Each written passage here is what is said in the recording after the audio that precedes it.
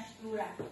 Môžem ich pochváliť, že sa o to snažili, čiže im veľmi držím palce, aby vyšlo všetko tak, ako si pripravili. A zároveň vy, aby ste počúvali, lebo potom pre vás máme zo pár otázočiek ohľadne toho, či ste scénku dobre pochopili.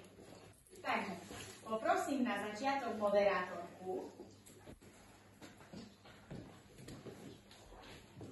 Milí žiaci, vážení učitelia a hostia, vítame vás na oslavách Medzinárodného dňa školských knižníc. Témou dnešného programu je osobnosť a život Ľudovita Štúra, človeka, ktorý nám daroval jazyk, ktorom čítame, píšeme a možno aj četíme.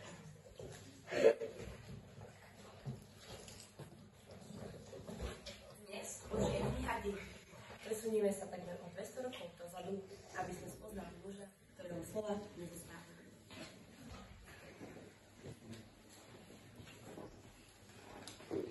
To nie je to Pohrovec, ani Bratislava. Nie, pán Štúr, toto je školská knižnica 21. storočia. Nuž, ak to prebývajú knihy, je to miesto mne blízke.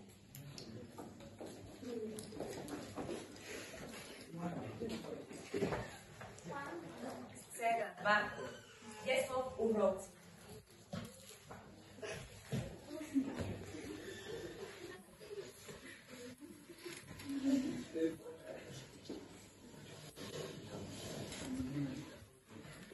Ľudovít, syn môj, národ, ktorý zabúda na svoj jazyk, stráca dušu. Uč sa, aby si bol múdry a spravodlivý. Nech tvoje slova povznesú ľudí, nie ich zrania. Sľubujem, otec, budem sa učiť, aby som pomáhal národu.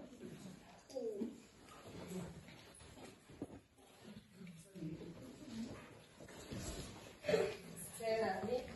Bratislavské ulice.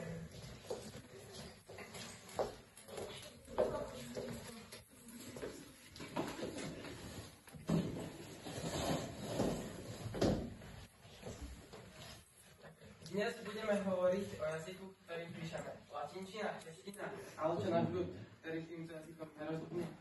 My, Slováci, sa chceme zbierať jazyku, ktorý je náš. Ale veď, pán profesor, nikto nás neberie vážne. Bratia moji, ak chceme mať jazyk vlastný, musíme prežiť.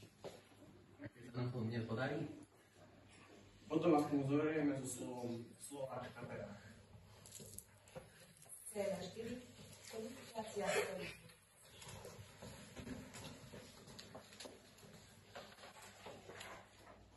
Ľudovít, veď toto, čo píšeš, vyzerá inak. Kde sú všetky dĺžne a mäkčenie? Neboj sa, Urban.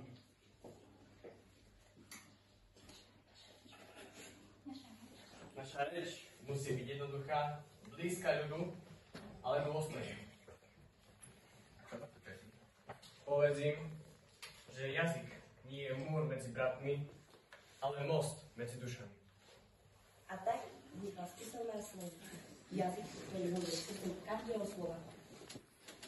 Revolúcia 1848.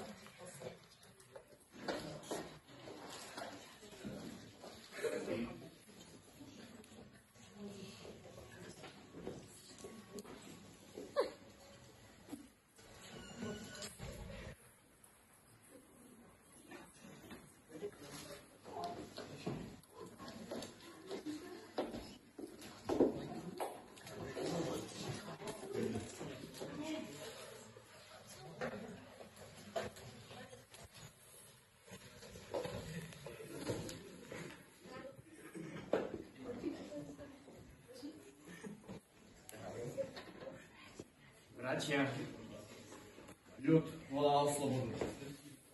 Ideme bojovať? Nie s mečom, ale s duchom. A upadneme. Potom, ktoré sme napísali, nezomrú.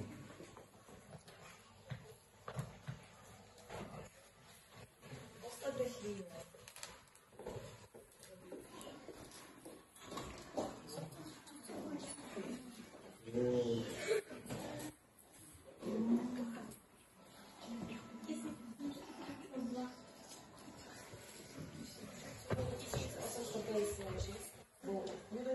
Sa vydal na ľud.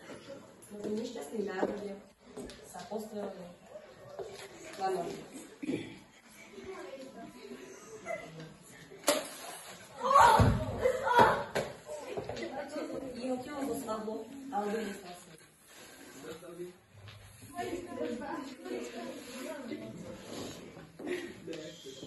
Nech žije jazyk slovenský, nech žije národ.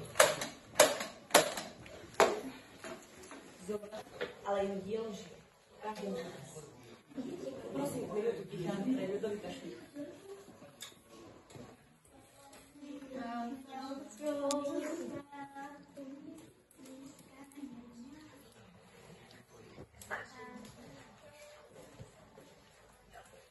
Súčasnosť knižnic.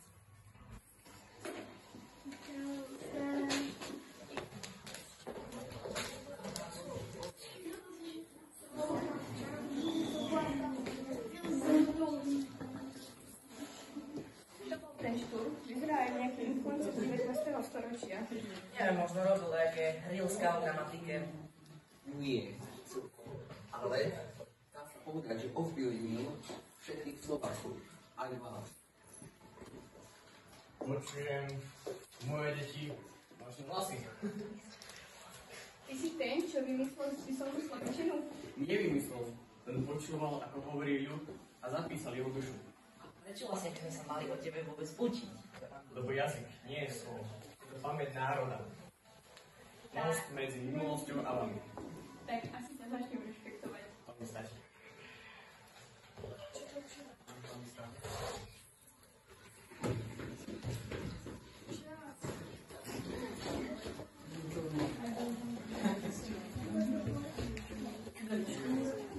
Filozof, spisovateľ, jazykovedec, novinár, muž, ktorý nám zanechal dar a knihu. Slovenské slovo je živé, kým ho používame srdcom.